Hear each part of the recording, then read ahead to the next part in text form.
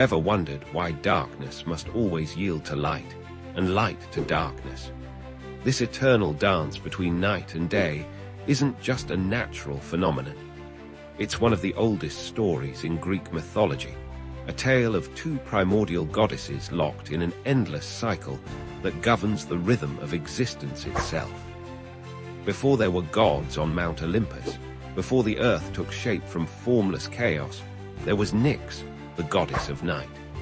Born from chaos itself, Nyx emerged as one of the first and most powerful beings in existence. She wasn't simply darkness personified. She was the very essence of mystery, dreams, and the unknown that lurks in shadows. Ancient Greeks imagined Nyx as a figure of extraordinary beauty and terrible power.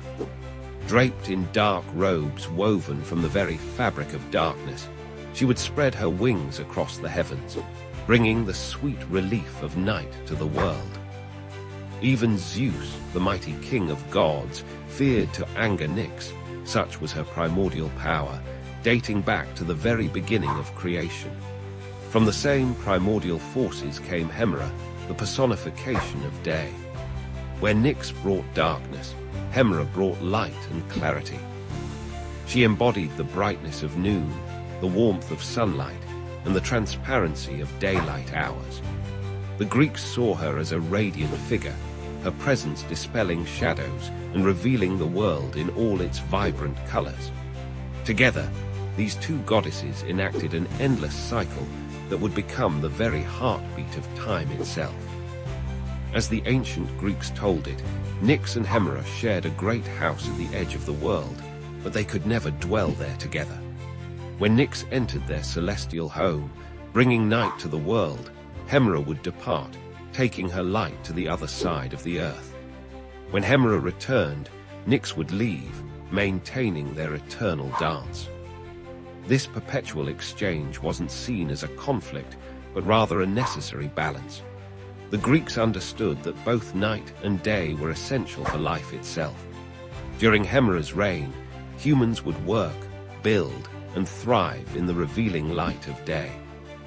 But it was during Nyx's dominion that dreams would come, rest would restore, and the mysteries of existence could be contemplated in the velvet darkness. Nyx wasn't alone in her nocturnal realm. She was mother to a host of children who embodied various aspects of night: Hypnos, the god of sleep; Thanatos, death personified; the Waniroi, who brought dreams; and the Morai, the three fates who spun the thread of every life. Each of these beings emerged from the dark womb of night, shaping the experiences of gods and mortals alike. The ancient Greeks saw profound meaning in this cycle. They understood that light and darkness weren't opposing forces, but complementary aspects of existence. Just as day needs night, and night needs day, they recognized that life itself is a balance of revelation and mystery, action and rest, clarity and dreams. This understanding shaped their daily lives and religious practices. Certain rituals could only be performed during the night, when Nyx's presence made the veil between worlds thinner. Others required the clear light of Hemera, when truth and transparency ruled. This cosmic dance influenced everything from farming practices to religious festivals, embedding itself deeply in Greek culture. The story of Nyx and Hemera resonates even today, reminding us of the importance of cycles and balance in our lives.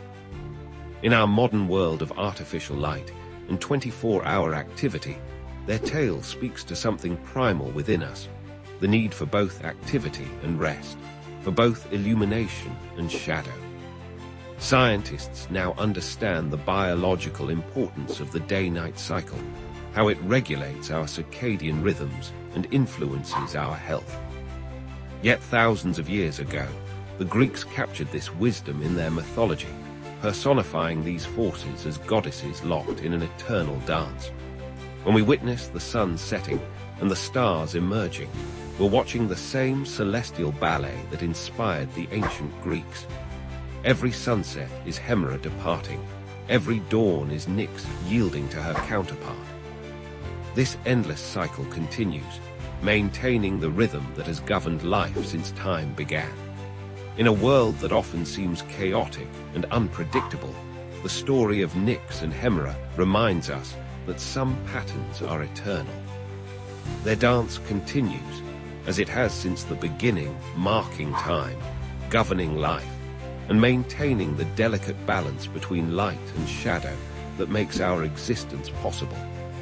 Perhaps next time you watch the sun set or rise, you'll think of these two ancient goddesses, still performing their eternal dance across the cosmos, still maintaining the sacred rhythm of night and day that has shaped life since the dawn of time itself. Imagine being the only daughter in a family of 101 children. In the grand epic of Mahabharata, this extraordinary destiny belonged to one princess, Dusala, the sole sister of the 100 Kaurava brothers. Her story is a testament to the mysterious ways of divine will and the intricate tapestry of fate that shapes our existence. In the ancient kingdom of Hastinapura, Queen Gandhari, wife of King Dhritarashtra, received a powerful blessing from Lord Shiva. She would be blessed with 100 sons. However, the path to motherhood took an unexpected turn that would reshape the destiny of an entire dynasty. During her pregnancy, Gandhari carried a single mass for an unusually long period of 2 years. Growing impatient and disturbed by news of Kunti's firstborn son, she struck her womb in frustration. This action resulted in the emergence of a hard mass of flesh, leaving her devastated and confused about the fate of her blessed 100 sons. The great sage Vyasa, known for his divine wisdom and supernatural abilities, came to her aid. He instructed Gandhari to prepare 101 pots filled with clarified butter and special herbs. The mass was divided into 101 pieces, and each piece was placed in these pots. These vessels were then sealed and stored in a secure chamber, carefully maintained under specific conditions. Among these 101 pieces, one was notably different from the others. This piece would eventually develop into Dusala, marking her unique position as the only daughter among the 100 Kaurava brothers. The divine intervention that led to her birth alongside her brothers remains one of the most mystical events in Hindu mythology. As time passed, the first to emerge from these pots was Duryodhana, the eldest of the Kauravas. Following him came his 99 brothers, and finally, Dusala emerged, a princess whose destiny would be intertwined with both glory and tragedy. Her birth was celebrated throughout the kingdom, seen as a beautiful balance to the overwhelming masculine energy of her 100 brothers. Growing up in the royal palace of Hastinapura, Dusala's life was anything but ordinary. While her brothers engaged in warfare training and political education, she developed her own unique perspective on the unfolding events around her. Being the only daughter, she was deeply cherished by her parents and brothers, particularly Duryodhana, who showed her special affection. Dusala's life took a significant turn when she was married to Jayadratha, the king of Sindhu. This alliance was strategic, aimed at strengthening the political ties between Hastinapura and Sindhu. However, this marriage would later play a crucial role in the Great War of Kurukshetra, where the actions of her husband would have far-reaching consequences. The complexity of Dusala's position became evident during the Great War. She found herself torn between loyalty to her brothers and the reality of the conflict that engulfed her family. Her husband Jayadratha became a key figure in the war, particularly in the events leading to the death of Abhimanyu, Arjuna's son. Through all the turmoil, Dusala maintained her dignity and strength. When most of her brothers fell in the war, and her husband met his fate at the hands of Arjuna, she faced these tragedies with remarkable resilience. Her story teaches us about the strength required to maintain one's dharma in the face of overwhelming odds. In Hindu philosophy, Dusala's birth and life represent the concept of divine balance. In a family dominated by masculine energy, she brought the essential feminine presence that completed the cosmic harmony. Her existence reminds us that in the grand design of the universe, every soul has a unique purpose and role to play. The significance of Dusala's story extends beyond the boundaries of the Mahabharata. She symbolizes the importance of maintaining one's identity and dignity, even in the most challenging circumstances. Her life teaches us about the complexity of family bonds, the weight of destiny, and the strength required to navigate through the storms of life. In modern context, Dusala's story resonates with themes of individuality, family dynamics, and the challenge of maintaining one's principles in complex situations. Her unique position as the only daughter among 100 brothers offers valuable insights into handling exceptional circumstances with grace and courage. As we reflect on Dusala's story, we learn that being different is not a weakness, but a source of unique strength. In a world that often demands conformity, her tale reminds us that our unique position in life, no matter how challenging, serves a greater purpose in the cosmic order of things. The story of Dusala, the princess among warriors, continues to inspire and teach us about the delicate balance between destiny and free will, between family duty and personal truth, and between the masculine and feminine energies that govern our universe. Imagine a world where dragons command the seas, where mirrors hold divine powers, and where every tree and stone pulses with sacred energy. This is the realm of Japanese mythology, where reality and magic dance together in an eternal embrace, shaping a culture that continues to captivate our imagination today. In the beginning, there was only chaos, a formless void where heaven and earth were one.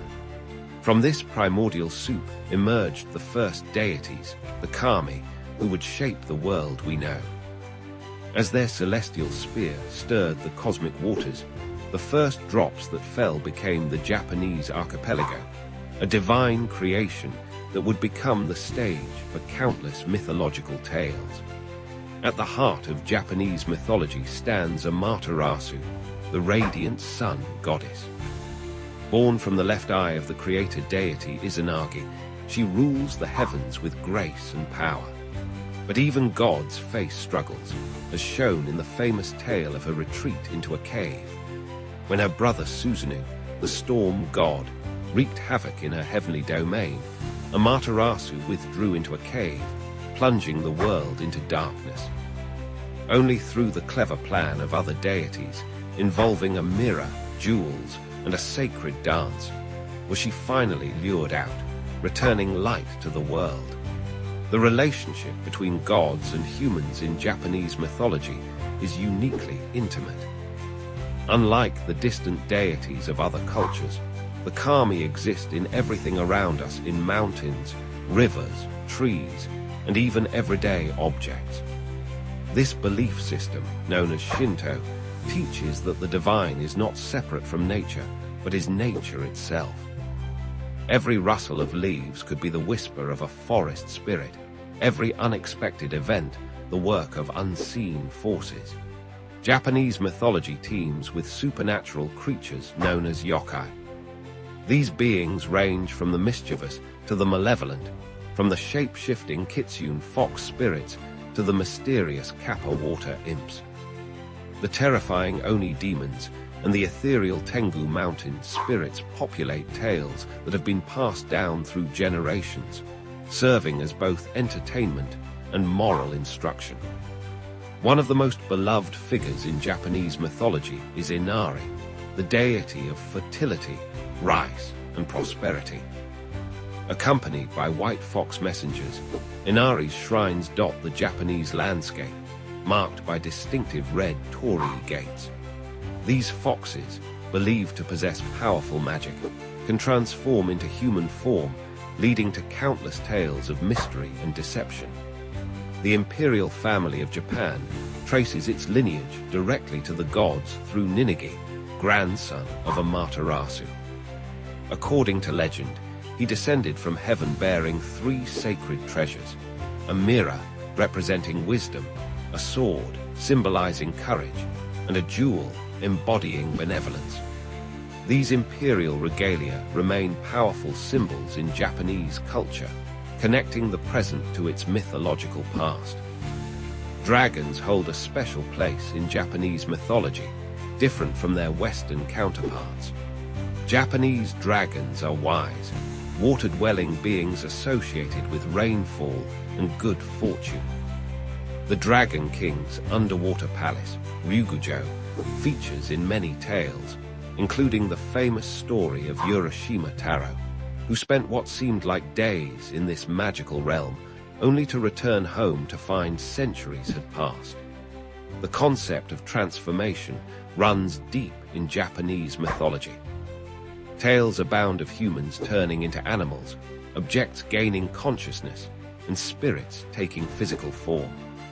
The story of the crane wife, where a grateful crane transforms into a beautiful woman to marry her rescuer, reflects the Japanese belief in the fluid boundaries between the natural and supernatural worlds. Modern Japan still pulses with these ancient beliefs. Shinto shrines and Buddhist temples stand amid gleaming skyscrapers. People still observe traditions rooted in mythology, from New Year's visits to shrines to seasonal festivals honoring local kami. Contemporary anime and manga draw heavily from these ancient tales, reimagining gods and yokai for new generations. The influence of Japanese mythology extends far beyond Japan's shores.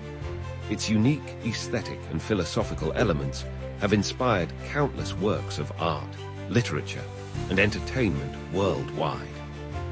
The emphasis on harmony between humans and nature, the respect for unseen forces, and the belief in transformation and renewal continue to resonate in our modern world. These myths remind us that the extraordinary lies within the ordinary, that divinity can be found in the simplest aspects of nature, and that the line between the magical and the mundane is thinner than we might think. In a world increasingly dominated by technology and rationality, Japanese mythology offers an enchanting alternative perspective. One where every sunrise is the work of Amaterasu, where every unexplained occurrence might be the doing of a playful yokai, and where the sacred still dwells in the everyday world around us. Did you know that one of the most common misconceptions in mythology is thinking Thor belongs to Greek legends? While Marvel movies have made Thor a household name, this powerful god of thunder actually hails from Norse mythology, the rich tapestry of stories from ancient Scandinavia. Let's explore the true origins of this fascinating deity and discover why he's captured imaginations for over 1,000 years. Have you ever wondered what it would be like to command lightning itself, to hold the power of storms in your hands? For the ancient Norse people, one god embodied this awesome force of nature: Thor, the mighty thunderer, protector of both gods and humans alike.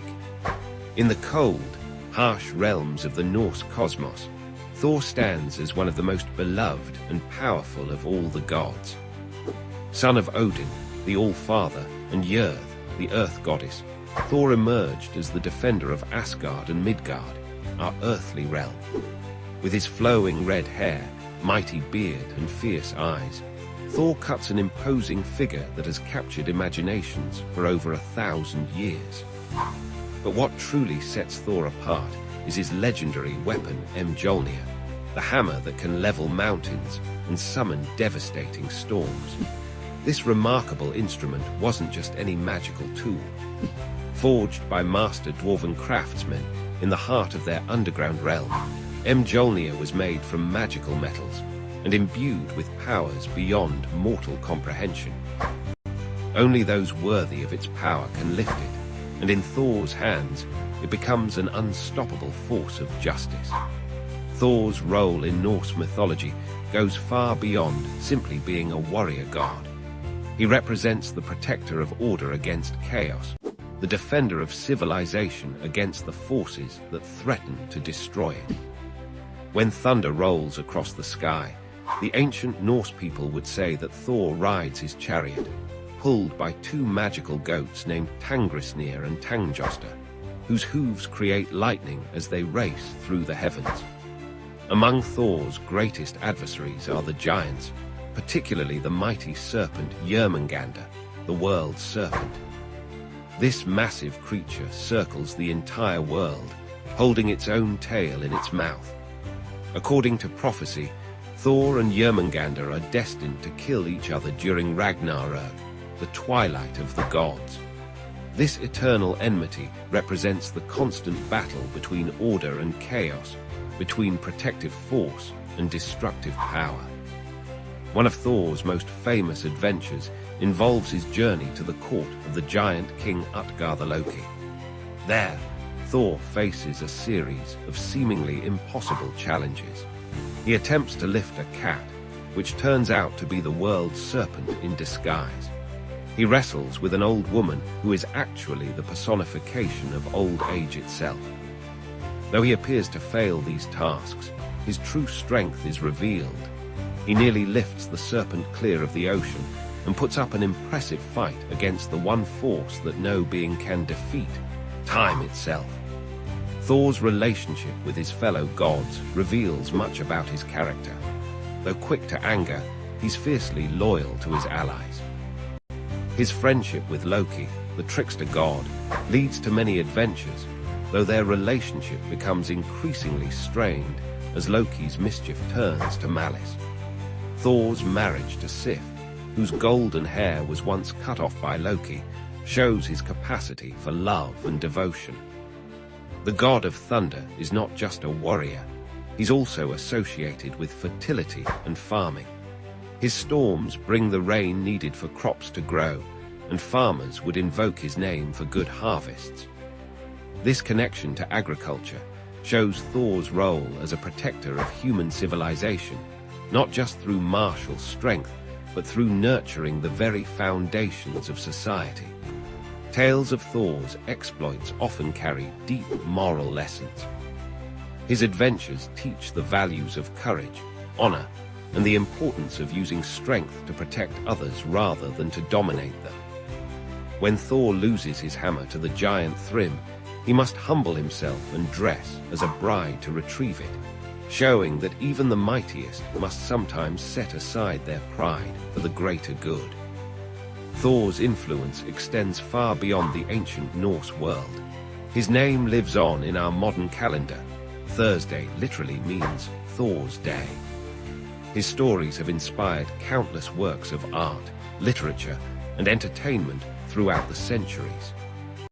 From medieval Scandinavian churches to modern comic books and blockbuster movies, Thor continues to capture our imagination.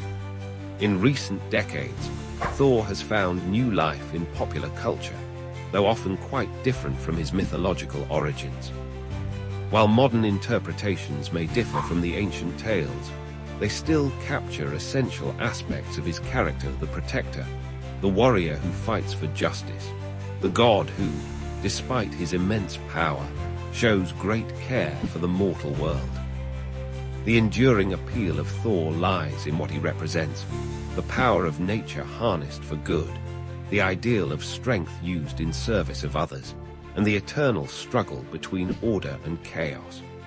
In an age of environmental crisis and social upheaval, these themes resonate perhaps more strongly than ever. As we conclude our journey through the legend of Thor, remember that his stories are more than just tales of a powerful god with a magical hammer.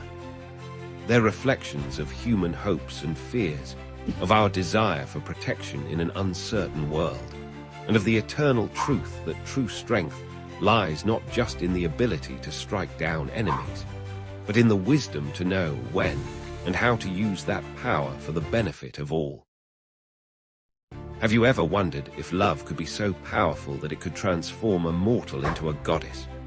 In ancient Greece, They told a tale that proved exactly that, the extraordinary story of Psyche and Cupid, where mortal beauty dared to challenge divine law, and love conquered all obstacles in its path.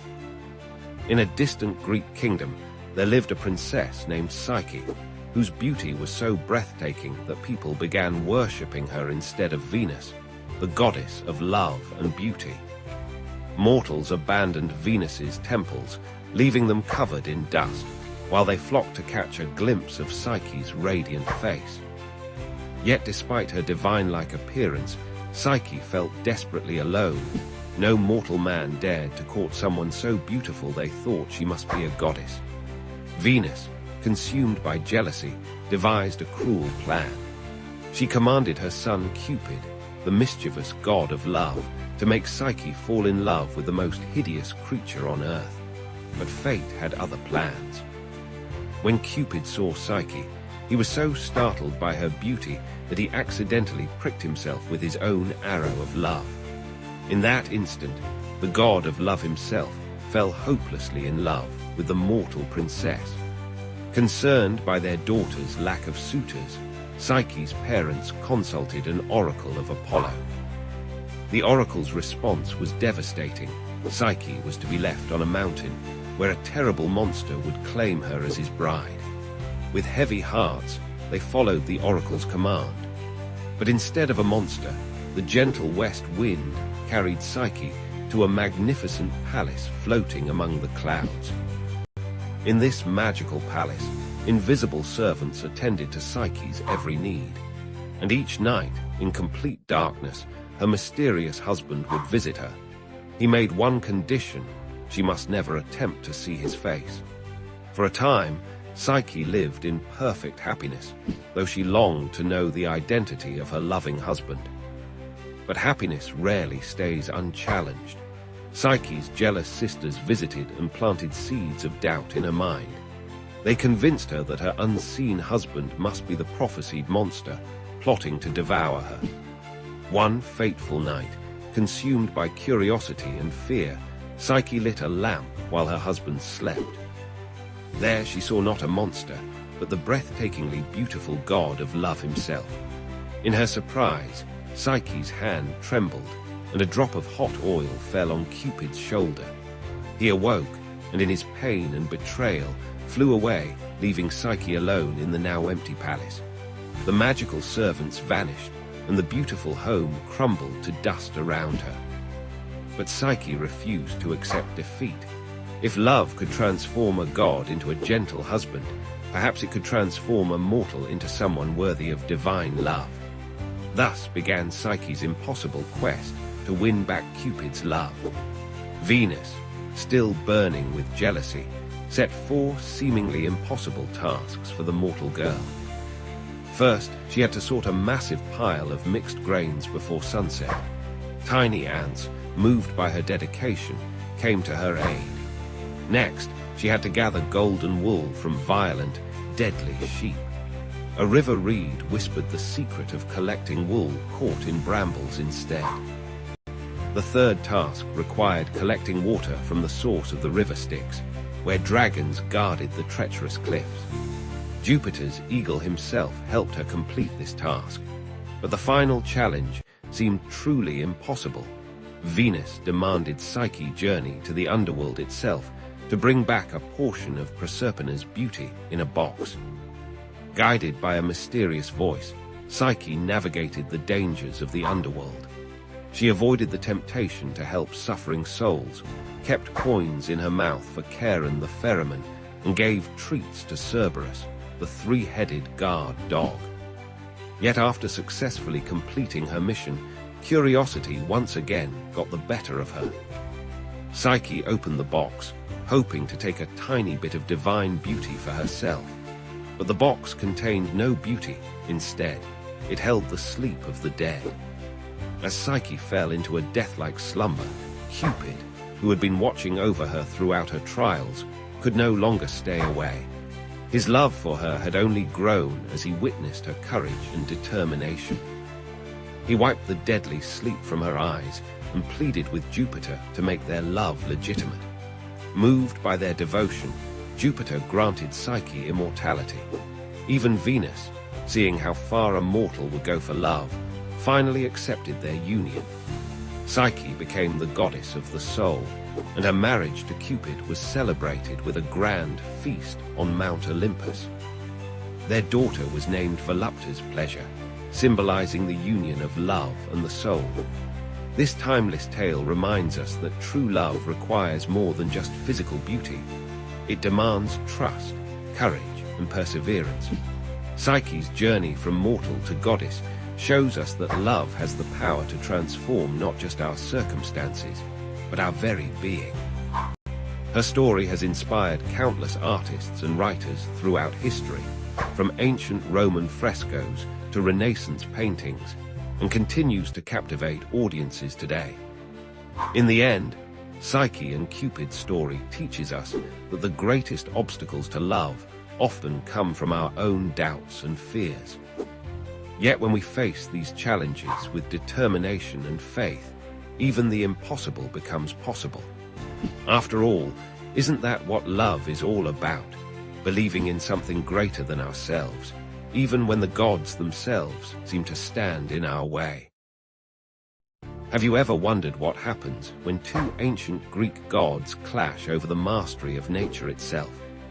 Imagine waves as tall as mountains crashing against the shores of Greece, while a goddess stands resolute against their fury. This is the tale of how Athene, goddess of wisdom and strategic warfare, proved her divine might against Poseidon, the temperamental ruler of the seas. In the golden age of ancient Greece, when gods walked freely among mortals, the realms of divine power were clearly defined. Poseidon commanded the vast oceans, his trident stirring up storms that could shatter coastlines. Athene, born from Zeus's head fully grown and armed, governed wisdom, strategic warfare, and the practical arts of civilization. Yet sometimes, even the most established boundaries between divine powers were tested. The conflict began when sailors and coastal dwellers increasingly turned to Athene for protection during their maritime ventures. They had grown weary of Poseidon's unpredictable nature, his tendency to wreck ships on a whim, and his storms that devoured entire fleets. These mortals recognized that Athene's gift of wisdom might offer a safer passage across the treacherous seas than Poseidon's volatile favors. Poseidon, his pride wounded by this shift in mortal allegiance, unleashed his fury upon the Mediterranean. Waves rose like liquid mountains, storms darkened skies that had never known such darkness, and the seas churned with unprecedented violence. His message was clear. No other deity, not even Zeus's favorite daughter, could challenge his dominion over the waters. Athene watched from Mount Olympus as coastal cities suffered and trade routes became impassable. Unlike her impulsive uncle, she understood that true power lay not in destruction, but in mastery and control. She knew she must act, not just to protect her mortal followers, but to demonstrate that wisdom could tame even the wildest forces of nature. One stormy morning, Athene descended to Cape Saunian, where one of her most sacred temples stood overlooking Poseidon's domain. The sea god had whipped the waters into a frenzy, creating waves that threatened to devour the very cliffs upon which her temple was built. As lightning split the sky and thunder shook the earth, Athene raised her spear. Instead of meeting force with force, Athene employed her legendary strategic mind. She began by understanding the patterns within Poseidon's chaos, the rhythms hidden in the storm's rage. With each wave that crashed against the cliffs, she learned more about the nature of the sea itself. This was not just a battle of power, but a lesson in the superiority of wisdom over raw strength. Drawing upon her divine knowledge, Athene started to impose order upon chaos. She moved her spear in precise patterns, each gesture calculated to affect the water's movement. Gradually, the massive waves began to respond to her influence. Where Poseidon created turbulence, Athene introduced harmony. The water's surface, which had been a violent maelstrom moments before, slowly transformed into organized patterns.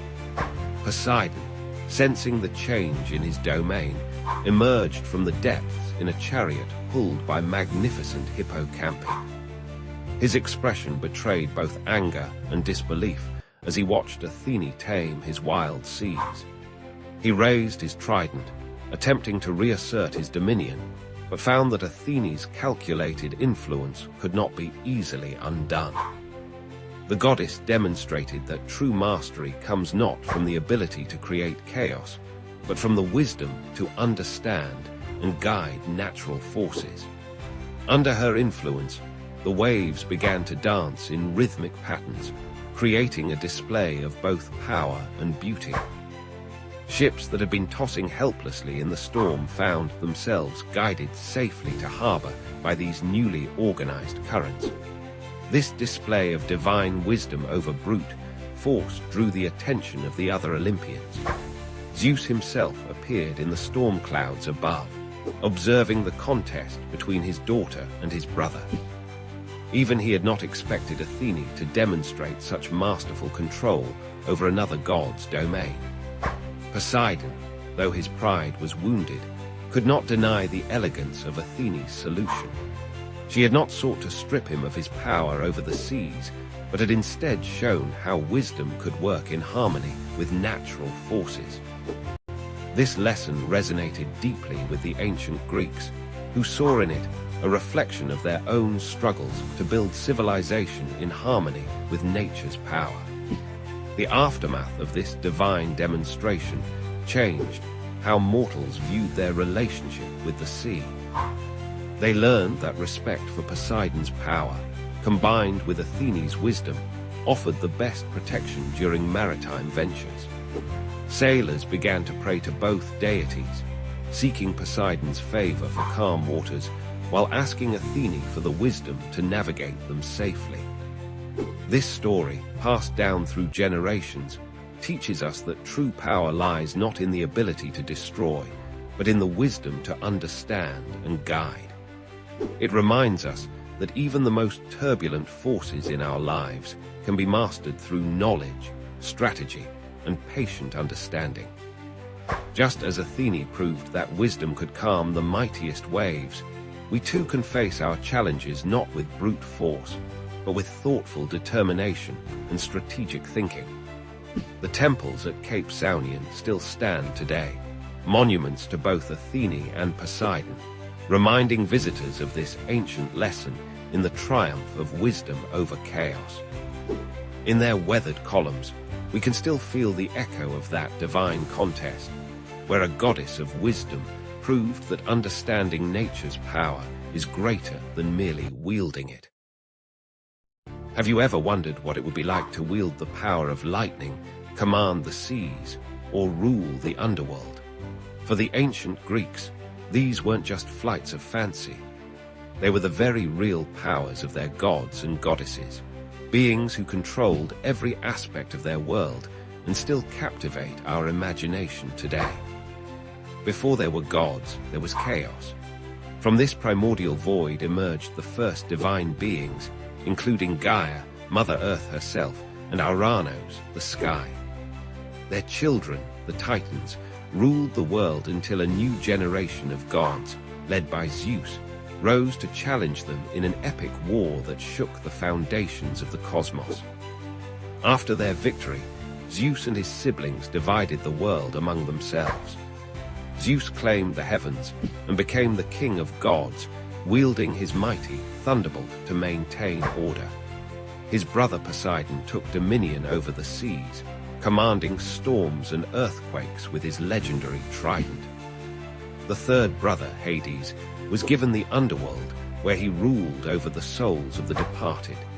But the Olympian pantheon was far more than just these three powerful brothers. Hera, Zeus's wife and queen, became the guardian of marriage and childbirth, though she spent much of her time dealing with her husband's countless affairs. Athene, who sprang fully grown from Zeus's head, embodied wisdom and strategic warfare, becoming the patron goddess of Athens and a champion of heroes. Apollo and Artemis, the divine twins, brought light and darkness to the world. Apollo drove the sun chariot across the sky and presided over music, prophecy, and healing. His sister Artemis, the skilled huntress, protected the wilderness and its creatures while racing through forests with her silver bow. Aphrodite, born from the sea foam, wielded power perhaps greater than any weapon, love itself. Her beauty sparked wars and toppled kingdoms, while her son Eros shot golden arrows that made even the mighty Zeus fall helplessly in love with mortals.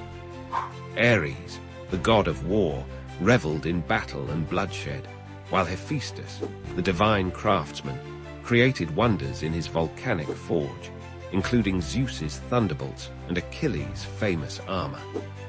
Hermes, the swift messenger of the gods, guided travelers and souls alike with his winged sandals, while also moonlighting as the patron of merchants and thieves.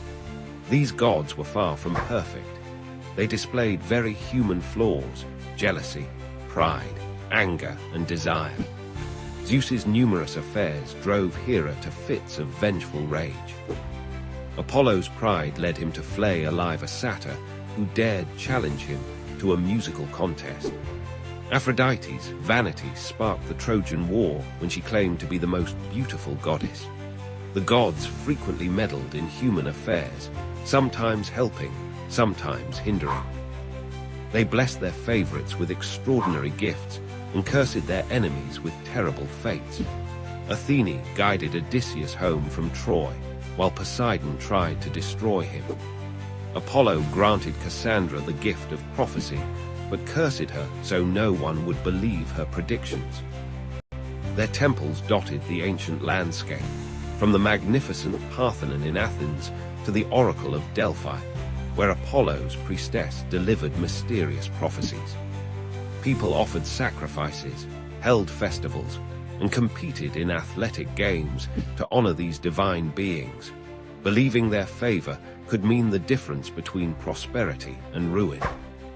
The influence of these gods extends far beyond ancient Greece. Their stories have inspired countless works of art, from Renaissance paintings to modern novels and blockbuster movies.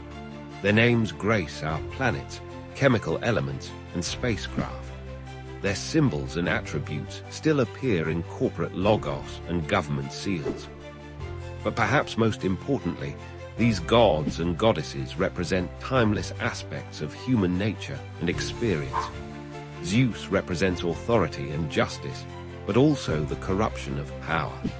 Aphrodite embodies love's ability to create or destroy. Athene shows how wisdom and strength can coexist. Their stories help us understand our own struggles with power, love, destiny, and mortality. The Greek gods remind us that even immortal beings aren't immune to the complexities of existence. They teach us that great power comes with great responsibility and often great temptation. Their tales warn us about the dangers of hubris while celebrating the potential for greatness in both divine and human nature. Today, while we may not worship at their temples or offer them sacrifices, the Greek gods and goddesses continue to reign in our cultural imagination.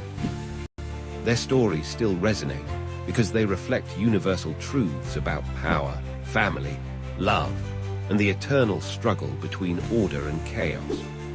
In their strengths and flaws, their triumphs and failures, we see reflections of our own humanity, magnified to divine proportions. These Olympian gods, with their all-too-human personalities and superhuman powers, remain powerful symbols of the forces that shape our lives and our world. Their legacy lives on, reminding us that the stories we tell about divine beings often reveal profound truths about ourselves. What lengths would you go to protect your love and kingdom? In ancient Greece, one remarkable queen's answer to this question became legendary, as she employed wit and wisdom to outmaneuver an army of suitors who threatened everything she held dear. In the grand palace of Ithaca, Queen Penelope faced a crisis that would test both her loyalty and cleverness. Her husband, the legendary King Odysseus, had been absent for nearly 20 years. First, he'd gone to fight in the Trojan War, and then, due to the gods' interference, his journey home became an epic odyssey of its own. While tales of his adventures spread across the Mediterranean, Penelope's own story of resilience unfolded within the walls of their palace. As years passed without word from Odysseus, noble families from across Greece became convinced the king must surely be dead. More than 100 suitors descended upon Ithaca, each hoping to marry Penelope and claim the throne. These men weren't merely persistent, they were parasites, making themselves at home in the palace, feasting daily on the kingdom's resources and depleting the royal wealth that rightfully belonged to Penelope's son, Telemachus. But Penelope, blessed with intelligence that rivaled her husband's legendary cunning, refused to be forced into a marriage she didn't want. Yet she couldn't simply reject the suitors outright. Doing so might provoke them into violence, endangering both her life and her son's claim to the throne. She needed a strategy that would buy her time while maintaining the delicate balance of power.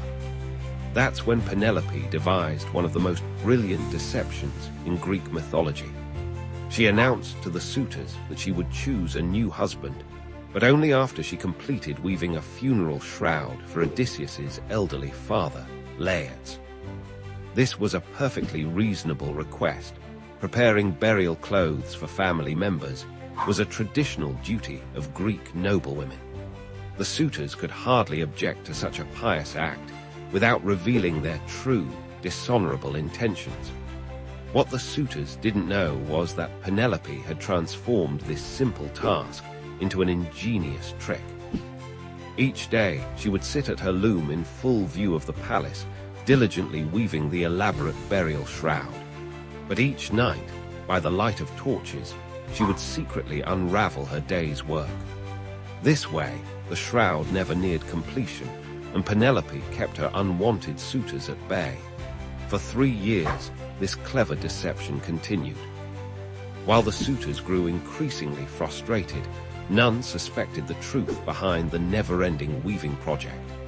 Penelope's hands worked tirelessly, weaving by day, unraveling by night, while her mind remained fixed on her beloved Odysseus, hoping against hope for his return. But as with many secrets in ancient Greece, the truth eventually came to light. One of Penelope's servants, perhaps seeking favor with the suitors, revealed her mistress's nightly unraveling. The suitors were furious at being outwitted by a woman, and their demands for her to choose a husband grew more aggressive. Yet even when her clever plan was discovered, Penelope remained steadfast. She had bought precious time, 3 years of maintaining her independence and protecting her son's inheritance. Her intelligence and determination had proven that she was every bit as resourceful as her famous husband. This tale resonates deeply with themes that remain relevant today. It speaks to the power of intellectual resistance against brute force, the strength found in quiet determination, and the importance of staying true to one's principles even when faced with overwhelming pressure. Penelope's weaving trick demonstrates how creativity and wit can be powerful weapons against those who rely solely on wealth and status. The story also challenges traditional gender roles in ancient Greek society. While the suitors attempted to claim power through aggressive pursuit and intimidation, Penelope maintained control through cunning and peaceful resistance. Her loom became both a symbol of traditional feminine duties and a tool of sophisticated political maneuvering. In Greek art and literature, Penelope's weaving has become a powerful metaphor for loyalty, patience, and clever resistance. Countless ancient vases depict her at her loom, and her story has inspired artists and writers for over 2 millennia. The phrase Penelope's web entered common language, referring to any task that seems never-ending or any clever plan to buy time. What makes Penelope's story particularly compelling is that she didn't need divine intervention or magical powers to overcome her challenges. Unlike many Greek myths where gods and monsters dominate the narrative, Penelope relied entirely on her own intelligence and determination. She proved that sometimes the greatest power lies not in physical strength or divine favor, but in the quiet persistence of human ingenuity. Today, Penelope's tale continues to inspire. Her story reminds us that resistance doesn't always require grand gestures or open confrontation. Sometimes, the most effective strategy is patient, intelligent manipulation of circumstances, turning seemingly powerless positions into sources of strength. In a world that often celebrates immediate action and direct conflict, Penelope's careful, measured approach offers an alternative model of power and resistance that remains remarkably relevant. Thank you for watching. Please like, share, and subscribe for more amazing mythology stories. What would happen if you angered one of the most powerful gods in the Greek pantheon? For the mighty Greek army at Troy, this wasn't a hypothetical question. It was a devastating reality that would teach them the price of disrespecting the divine.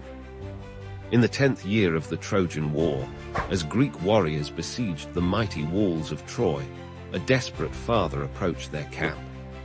Chryses, a priest of Apollo, came bearing precious gifts and a humble request. His daughter, Chryses, had been taken captive by the Greeks and given as a prize to their supreme commander, Agamemnon. Now, this elderly priest sought to ransom her freedom.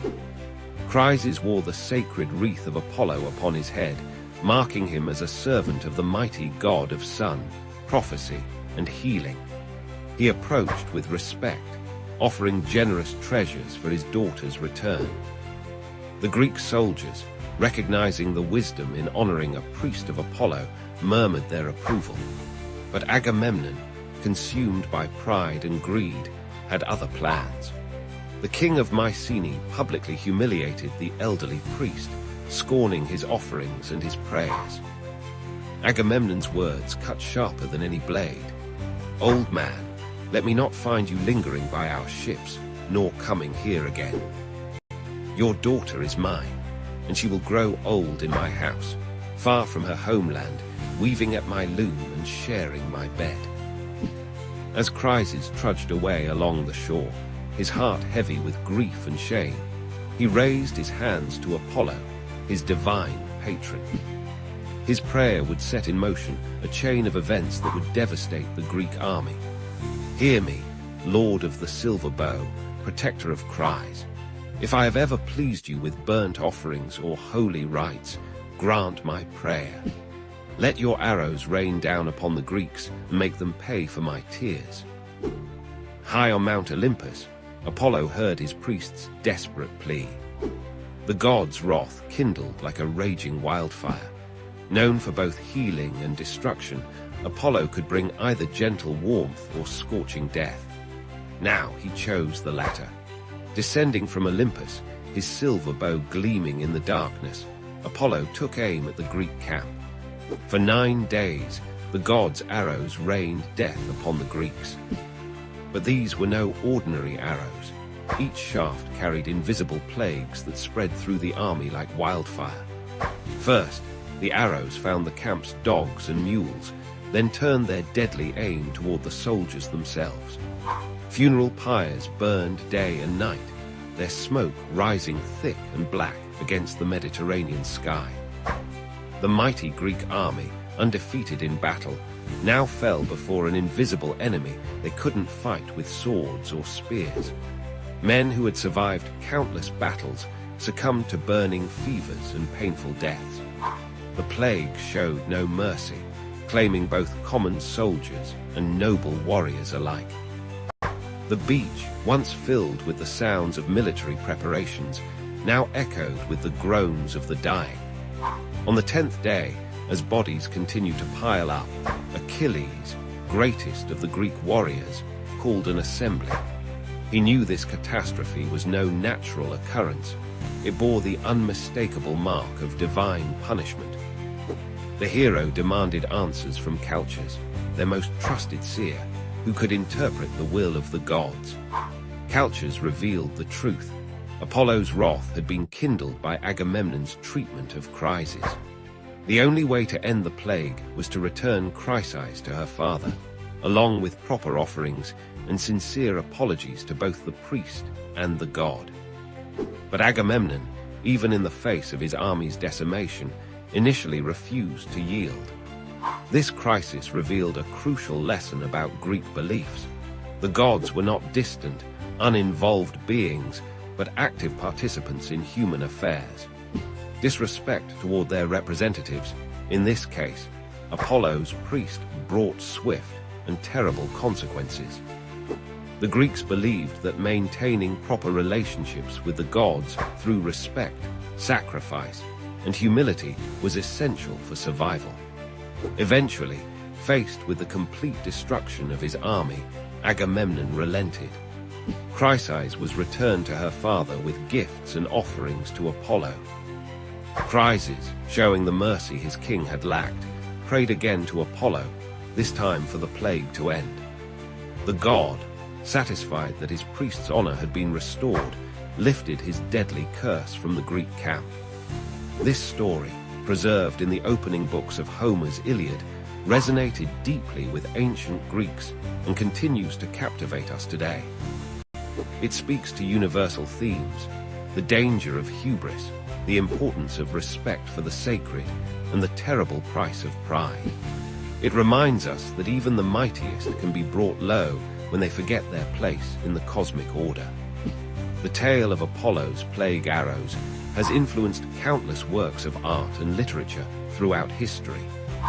From Renaissance paintings depicting Apollo with his silver bow, to modern retellings that draw parallels with contemporary epidemics, this myth continues to remind us of the complex relationship between divine power and human responsibility.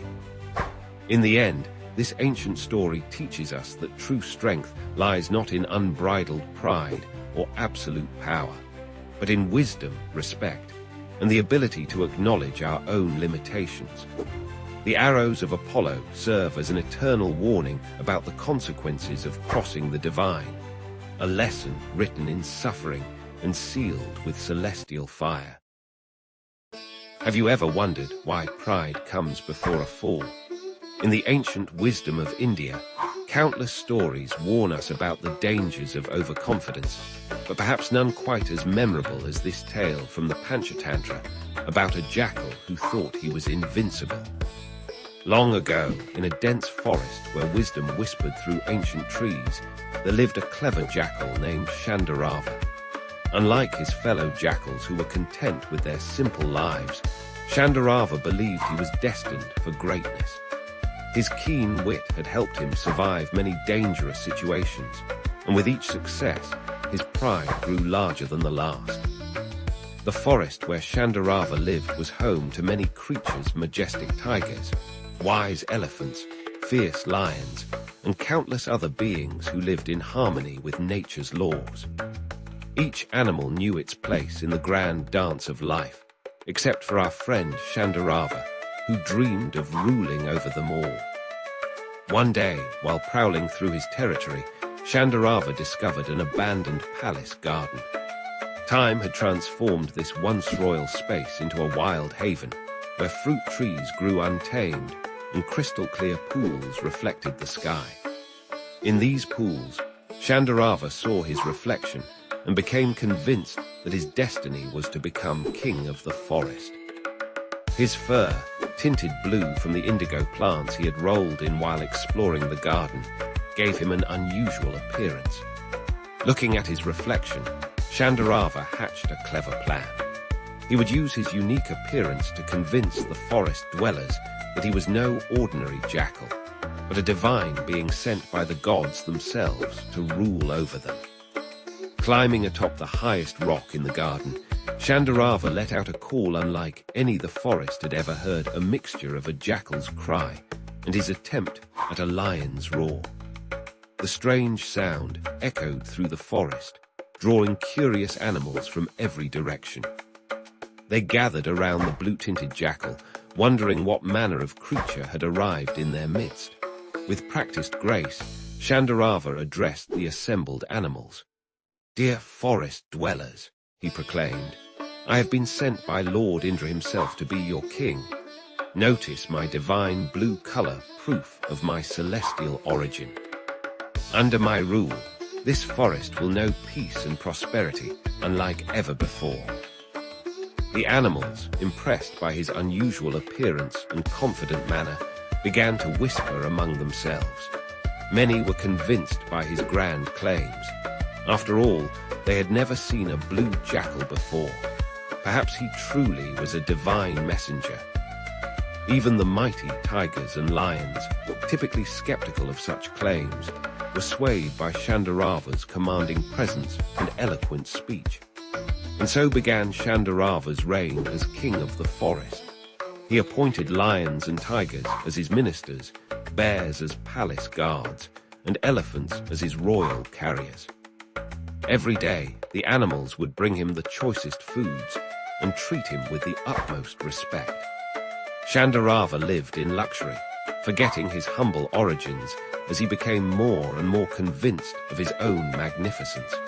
But fate has a way of humbling those who rise too high on the wings of deception.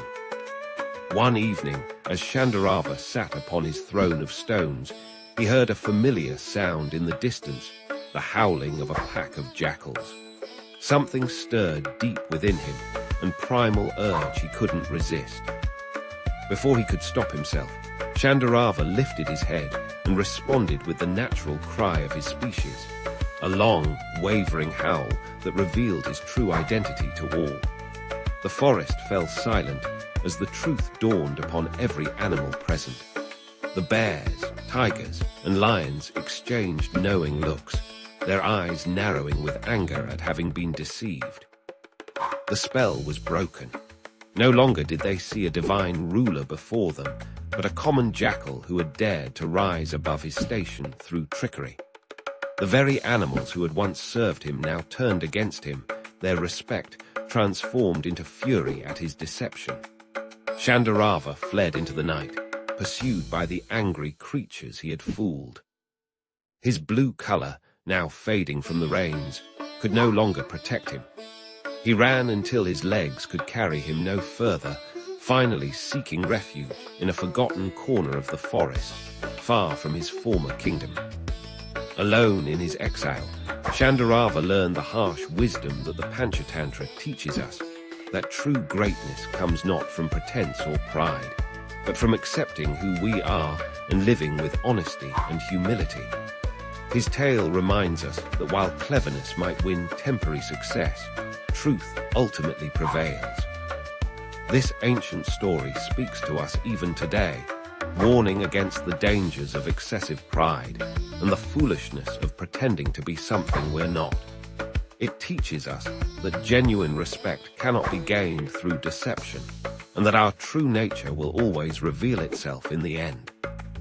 In the grand tradition of the Panchatantra, this tale carries layers of wisdom.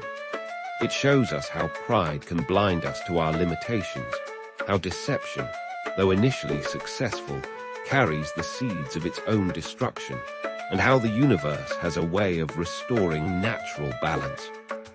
Remember Shandarava's story when you're tempted to present yourself as something you're not, or when pride begins to cloud your judgment. For in the end, it's better to be an honest jackal than a false king, better to live in truth than rule through lies. Have you ever wondered if trying to avoid your destiny actually leads you straight toward it? In ancient Greece, this paradox wasn't just a philosophical question. It was the heart of countless tragic tales that still resonate with us today. None captures this irony better than the story of Catreus, king of Crete, whose desperate attempt to escape his fate became the very path to fulfilling it. In the sun-drenched palace of Knossos, where the legendary Minotaur once roamed, lived Catreus, the wealthy and powerful king of Crete. As son of Minos, the great lawgiver and grandson of Zeus himself, Catreus seemed blessed by the gods. His kingdom prospered, his children were beautiful, and his name commanded respect throughout the Mediterranean. But in the world of Greek mythology, such fortune often preceded the cruelest twists of fate. One fateful day, Catreus sought the counsel of an oracle, as was common among Greek rulers. The prophecy he received shattered his world. He would meet his death at the hands of one of his own children. In an instant, his blessed life transformed into a nightmare, and the father's heart within him broke at the thought of his own offspring becoming his murderer. Rather than accept this dire prophecy, Catreus decided to fight against fate itself. In his mind, if he could separate himself from his children, the prophecy could never come true.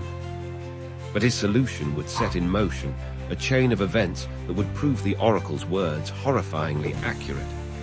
Catreus had 4 children: Aero, Clymene, Apamosine, and Allthemenes. Each one would play a part in this tragic tale, but it was his son Allthemenes who would ultimately fulfill the prophecy. Upon learning of the oracle's words, Allthemenes, along with his sister Apamosine, voluntarily left Crete for Rhodes, determined to protect their father by putting as much distance between them as possible. Meanwhile, Catreus arranged for his daughter Aero to be sent to distant Argos, where she would later become entangled in another famous tragedy, the curse of the house of Atreus. His other daughter, Clymene, was married off to Nauplius, a renowned navigator. Through these arrangements, Catreus believed he had outsmarted fate itself. His children were scattered across the Greek world, far from Crete and far from any possibility of fulfilling the prophecy. Years passed, and Catreus grew old. The weight of loneliness and separation from his beloved children bore heavily upon him.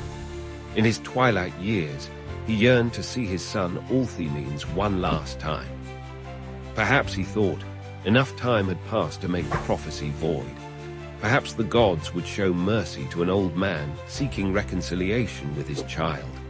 So Catreus set sail for Rhodes, his heart full of hope for a reunion with his son. But fate had other plans. When his ship landed on the Rhodian shore at night, local shepherds mistook Catreus and his crew for pirates, a common threat in those waters. They quickly spread the alarm throughout the island. Allthemenes, who had become a respected protector of Rhodes, rushed to defend his adopted home from the supposed pirates. In the darkness and confusion, he hurled his spear with deadly accuracy straight into the heart of a man he couldn't see clearly. Only as he approached the fallen figure did the horrible truth reveal itself. He had killed his own father, exactly as the prophecy had foretold. When Allthemenes realized what he had done, his grief was unbearable. He prayed to the gods to swallow him up, and according to legend, the earth opened and consumed him. Thus ended the tragic tale of Catreus and his son, a story that has echoed through the centuries as a powerful reminder of fate's inexorable power. This myth speaks to a fundamental truth that the ancient Greeks understood well. Destiny often works in mysterious and ironic ways. Every action Catreus took to avoid his fate, sending his children away, living in isolation, and even his final attempt at reconciliation, created the very circumstances that would bring about his prophesied end. The story of Catreus resonates deeply with human nature. How often do our fears of what might happen lead us to actions that create the very outcomes we sought to avoid?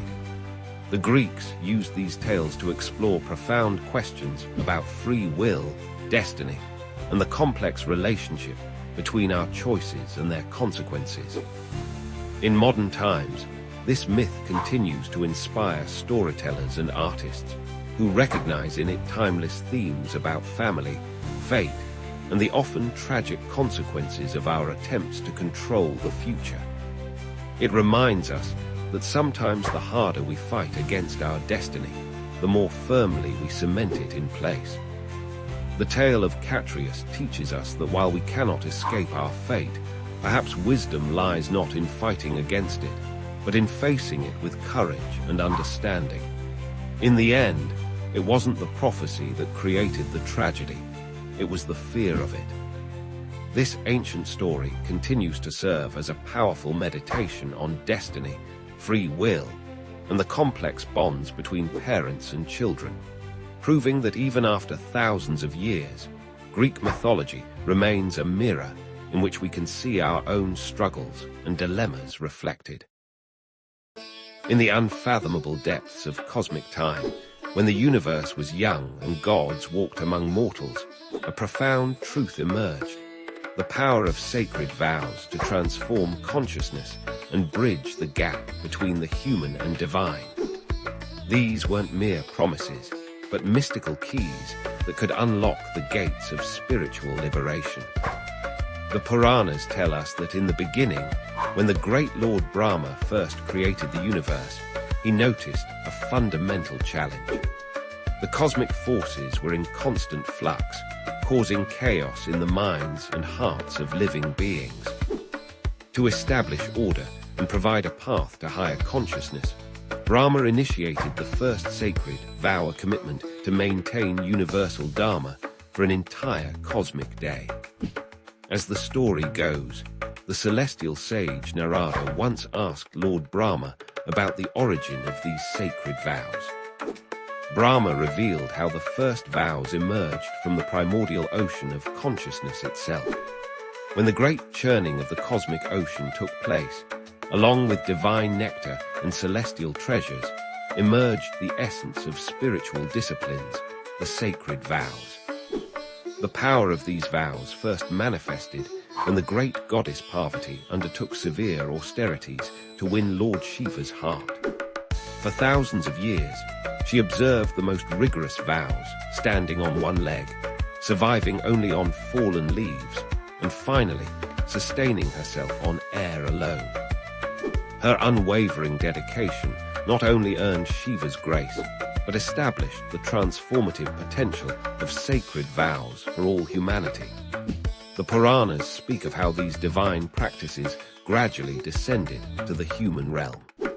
The great sage Vasishtha received the knowledge of vows through deep meditation and shared them with humanity. He taught that every sacred vow carries within it a seed of divine power, waiting to blossom through sincere practice. Among the most powerful vows revealed was the Ekadashi Vrata, born from an extraordinary cosmic event. When the demon Mura threatened the balance of the universe, Lord Vishnu entered into yogic sleep. From his divine body emerged a maiden of incredible power, Ekadashi. She vanquished the demon and became personified as the sacred vow of fasting on the 11th day of every lunar fortnight. The Puranas explain how different vows emerged to address various human needs and spiritual aspirations. The Savitri Vrata arose when the devoted wife Savitri used the power of her sacred vow to reclaim her husband's life from Yama, the Lord of Death. Her unwavering dedication established this vow as a powerful practice for protecting marital bonds and family harmony. Each sacred vow carries specific cosmic energies. The Puranas describe how the Solar Somvar Vrata, dedicated to Lord Shiva, aligns the practitioner with lunar energies and the divine consciousness of Shiva himself. The Santoshi Mata Vrata emerged in recent cosmic history when the goddess manifested to bring contentment and fulfillment to her devotees. These sacred vows aren't just religious observances, they're cosmic technologies for transformation. The Puranas explain how each vow creates specific vibrations in the universe, establishing a direct connection between the practitioner and the divine forces they invoke. When observed with pure intention and understanding, these vows have the power to override karmic patterns and accelerate spiritual evolution.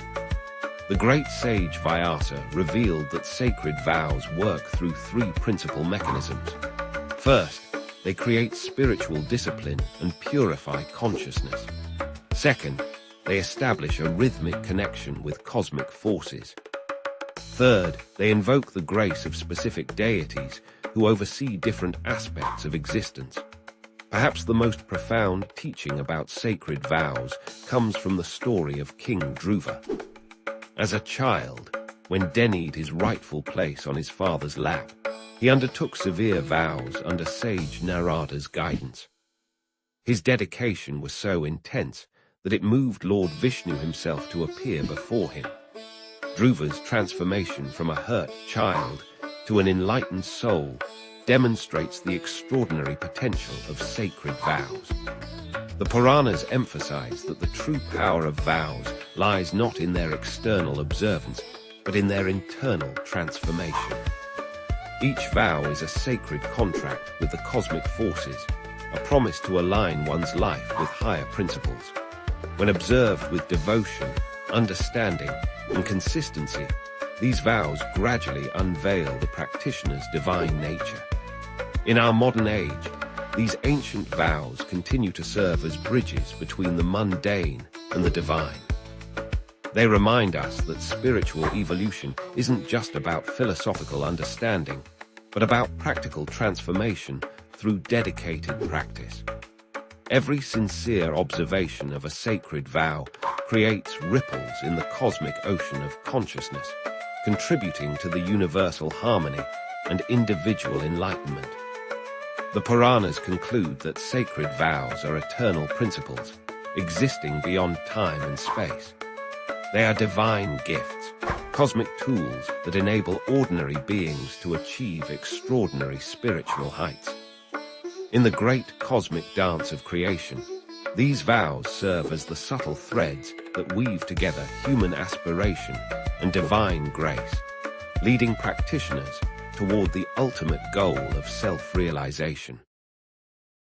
Imagine a river so powerful that it flows through three worlds: heaven, earth, and the netherworld. A river whose waters carry not just life, but the very essence of divine grace. This is the story of Ganga, the celestial river that descended from the heavens through Lord Shiva's matted locks to bless our earthly realm. In the celestial realm of Devaloka, Ganga once flowed as a magnificent river of cosmic consciousness, her waters shimmering with divine light. But the story of her earthly descent begins with a king named Sagara and his 60,000 sons. These princes, searching for their father's sacrificial horse, accused an innocent sage of theft. In their arrogance, they disturbed his meditation, and with a single glance, the sage reduced them to ashes. Their souls, trapped between worlds, needed the purifying touch of Ganga's waters for liberation. For generations, the descendants of Sagara tried to find a way to bring Ganga to earth. It was King Bhajaratha, after several generations, who finally undertook the tremendous task of bringing the celestial river to the mortal realm. Bhajaratha performed severe penances for over 1,000 years. Standing on one leg, surviving only on air, his determination finally moved Lord Brahma, the creator. Brahma agreed to send Ganga down to earth, but there was a grave concern. The force of Ganga's descent would be so tremendous that it would destroy the earth itself. Only one being could help Lord Shiva, the great destroyer and protector. Bhajaratha then directed his prayers to Lord Shiva, performing even more intense austerities. Pleased with his devotion, Shiva agreed to catch Ganga in his matted locks. But Ganga, proud of her divine status, thought to sweep Shiva away with her mighty force. She descended from the heavens like a thundering cascade of cosmic power. Little did she know that Lord Shiva, the master of all elements, could easily contain her force. As she fell, Shiva captured her within his matted hair, where she wandered for countless years, humbled by his divine power. This taught Ganga her first lesson in humility. The once proud river learned that even divine beings must approach the earth with grace and measured force. Bhagiratha prayed again, this time for Shiva to release Ganga. Moved by the king's unwavering devotion, Shiva allowed the river to flow from his locks in smaller, gentler streams. This is why Ganga is also known as Bhagirathi, named after the king whose determination brought her to earth. As Ganga descended, she split into 7 streams. The main stream followed Bhagiratha as he led the way on his chariot to the place where his ancestors' ashes lay. Along her course, Ganga purified everything she touched. Sacred cities sprang up on her banks, and her waters brought life to barren lands. When she finally reached the ashes of Sagara's sons, her divine waters liberated their souls, granting them moksha, or spiritual liberation. This exemplifies one of the deepest truths in Hindu philosophy, that divine grace, combined with sincere effort and devotion, can overcome even the most formidable obstacles. Today, the Ganges River continues to flow as a living embodiment of divine grace. Her waters are considered sacred, capable of washing away sins and purifying both body and soul. Millions of devotees take holy dips in her waters, believing in their transformative power. The river's journey from heaven to earth through Shiva's locks symbolizes the descent of divine wisdom into human consciousness. The story of Ganga teaches us profound lessons about pride, perseverance, and the power of devotion. Through Bhagiratha's determination, we learn that no goal is impossible when pursued with unwavering faith.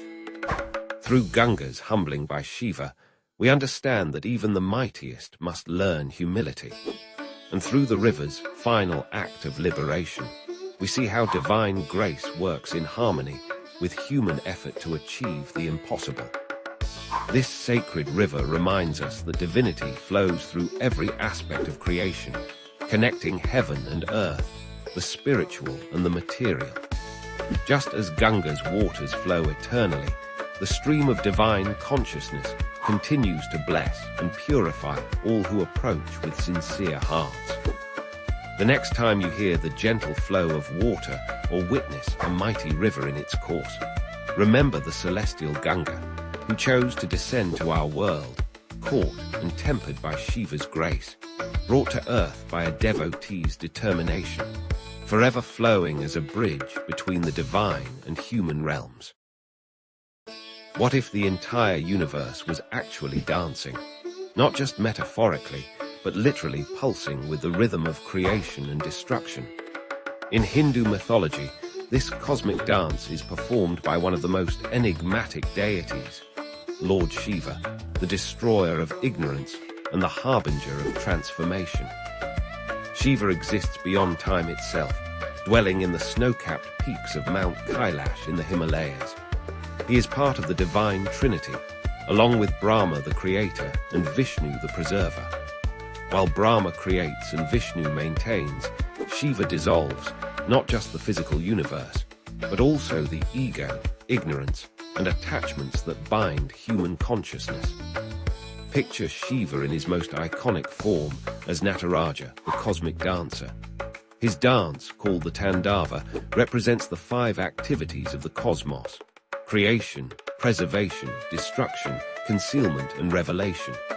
In his upper right hand, he holds the damaru, a drum that beats the rhythm of creation. His upper left hand carries Agni, the fire of destruction. His lower right hand shows the Abhaya Mudra, bestowing protection, while his lower left hand points to his raised foot, symbolizing liberation. The circle of fire surrounding him represents the cosmic cycle of birth and death.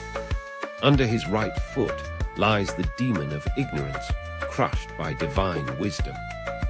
This sacred image, found in temples and museums worldwide, has even been displayed at CERN, where scientists study the dance of subatomic particles, acknowledging the profound connection between ancient wisdom and modern physics. But Shiva is not just the cosmic dancer. He is also the perfect yogi, seated in deep meditation atop Mount Kailash. His body smeared with ash, wearing a tiger skin, with the crescent moon adorning his matted locks, he represents the ultimate renunciate. The ash reminds us that all material existence eventually returns to its basic elements. The snake around his neck symbolizes the Kundalini energy that yogis seek to awaken. Perhaps most striking is Shiva's third eye, centered on his forehead. This is not a physical eye, but the eye of wisdom that sees beyond duality.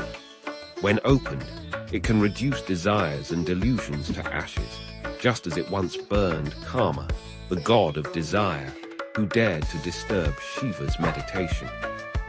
Yet Shiva is also a loving family man, sharing his life with his consort Parvati, the daughter of the mountains. Their love story is legendary, how Parvati performed intense penance to win Shiva's attention, how she reminded him that while detachment is important, divine love is equally sacred. Their sons, Ganesha and Kartikya, complete this divine family, showing that spiritual life need not mean abandoning worldly responsibilities. Shiva's throat is blue, earning him the name Nilakantha, the blue-throated one. This comes from the story of Samudra Manthan, the churning of the cosmic ocean. When deadly poison emerged threatening all existence, Shiva drank it to save the universe. Instead of swallowing it, he held it in his throat, turning it blue. This teaches us that even poison can become medicine in the hands of the wise. Devotees worship Shiva through the lingam, a symbolic form representing the formless nature of the divine. The lingam, often set in a circular base called the yoni, represents the union of consciousness and energy, the divine masculine and feminine principles that pervade all creation. Shiva teaches us profound truths through his very appearance. His matted locks show that external beauty is meaningless. The Ganges flowing from his hair reminds us to let divine grace flow through us to serve others. The serpents around his body represent mastery over fear and desire. Even his vehicle, the bull Nandi, symbolizes Dharma, the eternal law that supports the universe. The mantra Om Namah Shivaya, I bow to Shiva, is chanted by millions daily. Each syllable represents an element: earth, water, fire, air, and space, plus the individual soul seeking union with cosmic consciousness. This simple yet powerful mantra is said to contain all wisdom. Shiva's message for our modern world is clear: transformation requires letting go. Just as he burns away impurities, we must be willing to release what no longer serves our growth. His meditation teaches us that peace comes from within, not from external achievements or possessions. His family life shows that we can be spiritual while fulfilling our worldly duties. In essence, Shiva represents the supreme paradox: the destroyer who is supremely compassionate, the ascetic who is the perfect lover, the fierce deity who is the most easily pleased. He reminds us that life's opposing forces, creation and destruction, love and detachment, material and spiritual, are not contradictions, but complementary aspects of the same divine dance. As we face personal and global transformations today, Shiva's eternal dance continues, inviting us to find rhythm in chaos, wisdom in destruction, and ultimately, liberation in letting go. For in Shiva's dance lies the secret of the universe. Eternal change is the only constant, and in accepting this truth lies our freedom.